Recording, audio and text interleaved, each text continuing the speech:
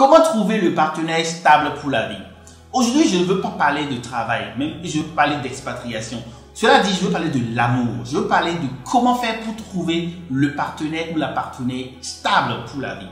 À un moment donné de la vie, on a besoin de se concentrer. On a envie d'arrêter avec les fleurs. On a envie de t'investir. Tu as envie de t'investir dans une relation. Aujourd'hui, je vais partager avec toi 7 conseils qui vont te permettre de trouver le partenaire stable de la vie. Écoute cette vidéo jusqu'à la fin, surtout le dernier conseil, parce que là, je vais te donner une astuce qui est tellement moderne, qui va t'aider à trouver le meilleur partenaire de la vie.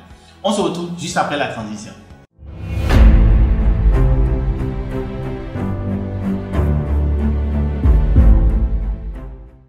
La première des choses lorsqu'on décide de trouver le partenaire stable pour la vie, c'est de dépasser les échecs et les ressentis.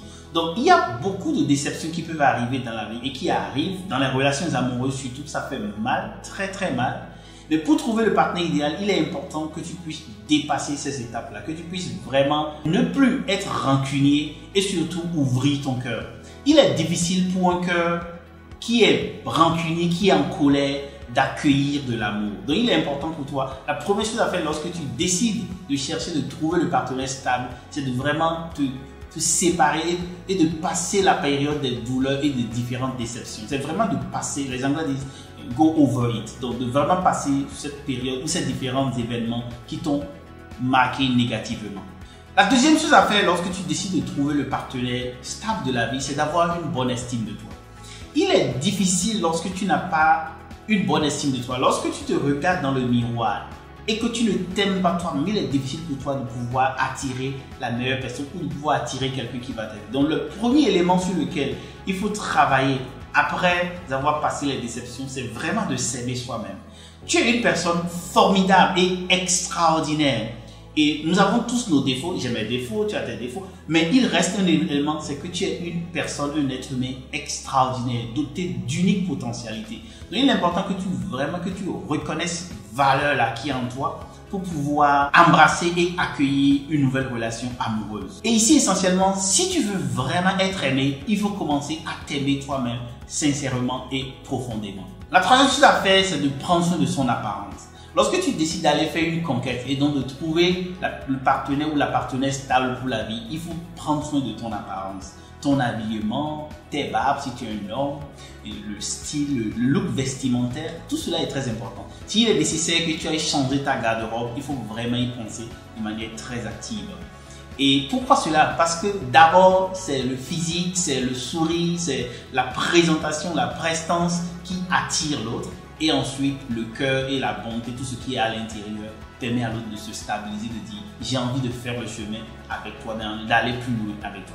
Donc ici, il est important de vraiment prendre soin de ton apparence. Vraiment, il ne faut pas être négligent, il ne faut pas dire moi, je n'ai pas le temps pour prendre soin de moi-même, je suis très occupé.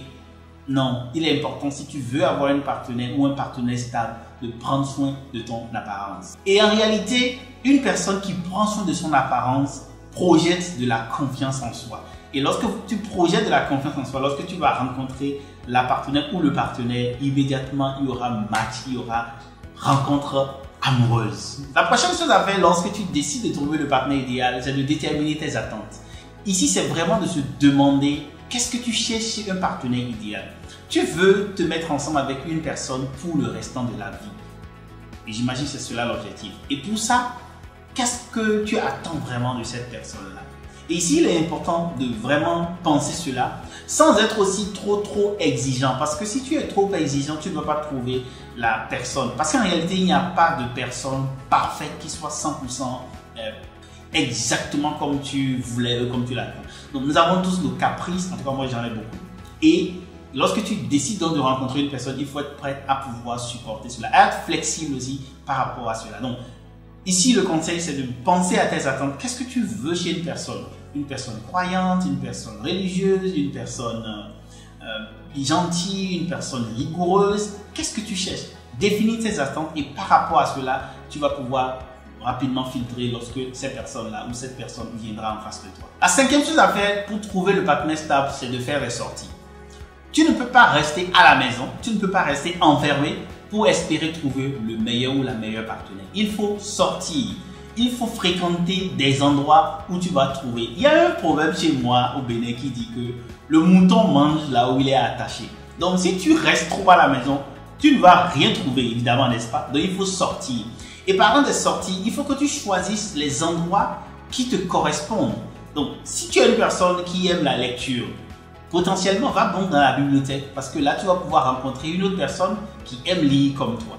Si au contraire tu es une personne qui aime tout ce qui est militantisme associatif, qui genre travaille dans les orphelinats, aider la communauté, fréquente ces endroits-là ou ces associations qui font plus de ces activités et tu auras la chance de rencontrer une personne qui partage les mêmes valeurs que toi. Ici, le principe, c'est vraiment de pouvoir sortir, de ne pas s'enfermer pour dire « Bon, je n'ai pas trouvé, je cherche, je n'ai pas trouvé. » Tu ne peux pas trouver en restant enfermé à la maison. Il faut sortir, il faut aller voir les choses.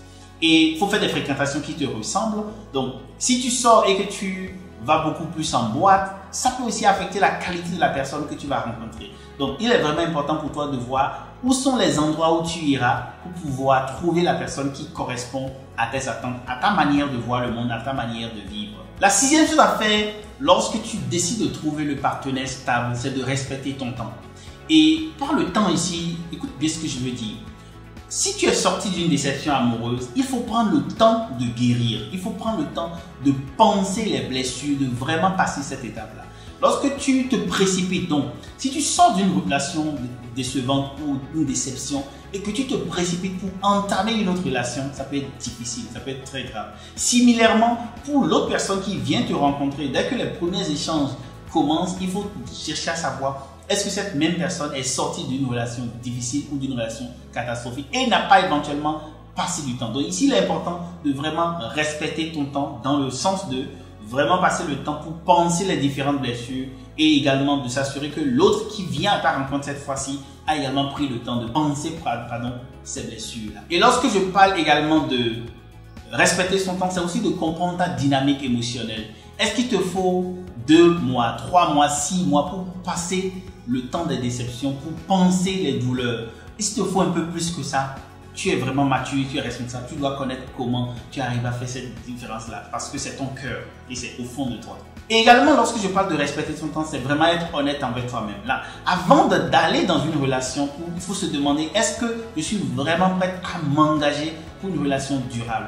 Parce qu'il y a des choses qui se réalisent. Lorsque tu ne t'engages pas dans la relation, lorsque tu ne mets pas tes énergies, ta concentration, cela a beaucoup de chances que la relation n'aboutisse pas et ne réussisse pas. Donc, mouille le maillot, mais pour le faire, il faut vraiment respecter ton temps, respecter les différentes transitions ou périodes pour penser les différentes blessures que tu as eues des précédentes ou de la récente déception. Le 7e conseil que je veux partager avec toi pour trouver le partenaire stable, c'est d'aller sur les sites de rencontres. Aujourd'hui, la technologie a avancé. Aujourd'hui, tu peux rencontrer beaucoup de gens sur Internet. Et la technologie est tellement avancée que tu peux vraiment faire confiance à certains sites pour faire des correspondances, pour t'aider à trouver le meilleur partenaire. Je ne vais pas faire une recommandation spéciale par rapport à des sites. Donc, si tu cherches en ligne, toi-même, tu vas trouver des sites. Puisque je n'ai jamais utilisé ces sites-là, donc ce serait un peu bizarre que je te dise utilise ce site plutôt que ce site. Donc, je n'en ai jamais utilisé. Cela dit, il est vraiment important de rester ouvert pour explorer, pour voir est-ce que ces sites-là ne vont pas pouvoir te permettre de faire le matching. Et lorsque tu trouves sur ces sites-là la potentielle ou le potentiel partenaire, trouve l'occasion de rencontrer cette personne, de commencer à discuter pour voir un peu est-ce qu'il y a compatibilité, est-ce que vous pouvez vous mettre ensemble. Voilà quelques conseils que j'ai voulu partager avec toi sur comment trouver le partenaire stable pour la vie. Dis-moi ce que tu penses et dis-moi en commentaire comment toi tu penses qu'on doit faire pour trouver le partenaire stable. Et ton expérience va être très utile pour le plus jeune frère, pour ceux qui veulent reconstituer leur vie autrement, et ceci va être très intéressant en termes de partage et de discussion. Si tu as trouvé de la valeur dans cette vidéo, rappelle-toi de liker et de t'abonner et de partager, car partager c'est grandir ensemble. Je suis Marius Chabi et aujourd'hui je parle de l'amour. Je ne parle pas d'accompagner les professionnels pour réussir. Ok, cela dit, portez-vous bien. Bye bye.